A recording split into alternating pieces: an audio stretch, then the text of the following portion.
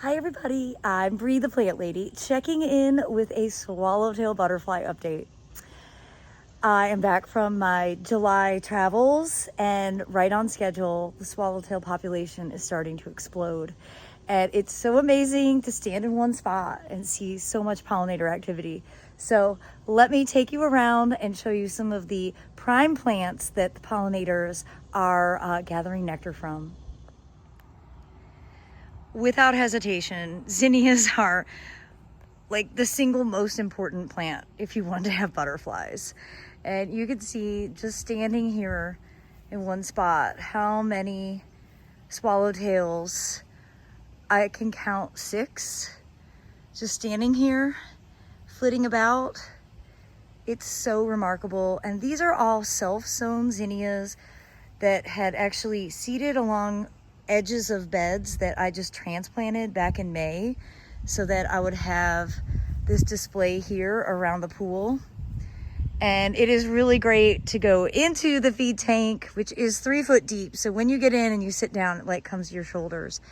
And just to sit there silently and watch all of these butterflies flit around you. And of course, it's not just swallowtails that are active here. We've got lots of different things like skippers and various species of moths, and of course lots of bees.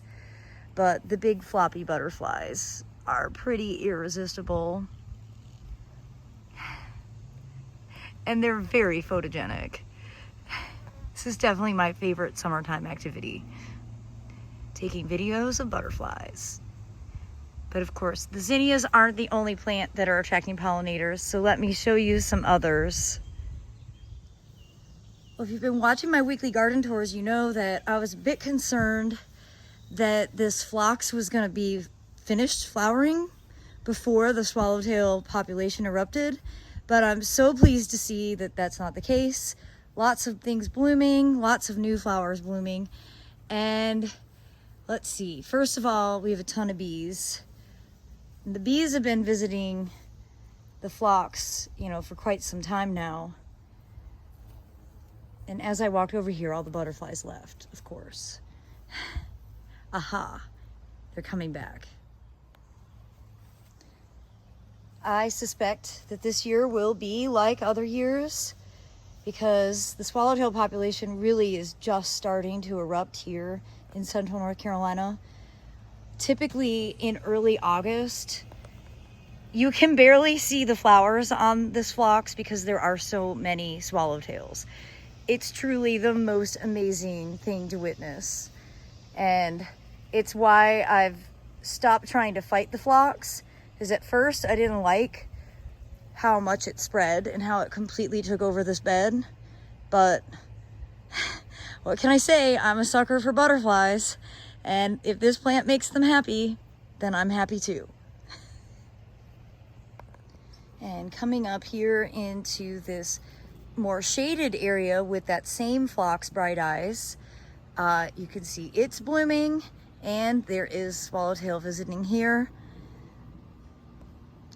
And of course, the bees are also quite pleased. They just crawl through. They're such effective pollinators. I believe these are carpenter bees. And there are a whole lot of them. Basically every flower. I've showed you the salvia in videos before, but honestly, from sun up to sundown, this is completely covered in bees. It's nonstop. It's been this way for several months. And I have a lot of flowering plants in here, and there's basically no pollinator activity on the cleome, none on the vinca. I'm keeping the coleus cut back to prevent flowering because it's still a little early, but the salvia, nonstop blooming and nonstop activity.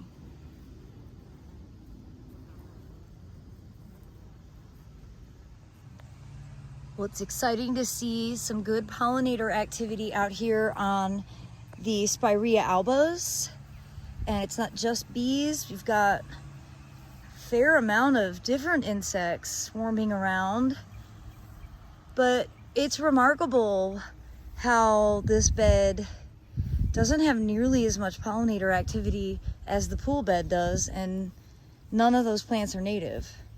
So it does show you that having diversity is really the most important thing that you can do as a gardener. And I don't want you to get too pigeonholed into just one kind of plant, because, well, I think this video might demonstrate zinnias are really important. And, you know, I've got one butterfly out here on Monarda, but compared to the activity that was out at the pool, this is actually kind of a poor showing. So, diversity is critical. But one native plant that you cannot deny is the most effective pollinator magnet, it's also deer resistant, is Pycnanthemum mudicum, the mountain mint. And this species in particular is just completely covered in insects. And there's so much diversity in the bugs that are visiting this plant right now. There's honeybees, there's wasps, there's solitary bees,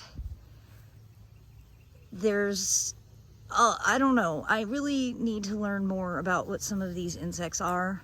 I love that one, and well, that one, and you know, some that look kind of vicious, but I actually don't think they have stingers.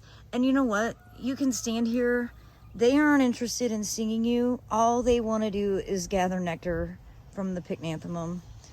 But it's just like utter chaos at this planting, and it's making all my dreams come true. It's absolutely what I was aiming for. Just wish that I had this kind of activity on all of the plants that are in the native borders, but at least I can feel really confident about how this particular plant is performing.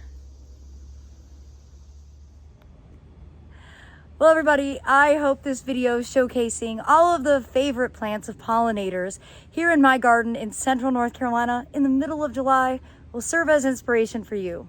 I know my takeaway is that diversity is really important, and focusing on where a plant is from might actually be secondary to the role they play in the greater world of satisfying the needs of pollinators. Well, as always, thanks so much for watching, and happy gardening.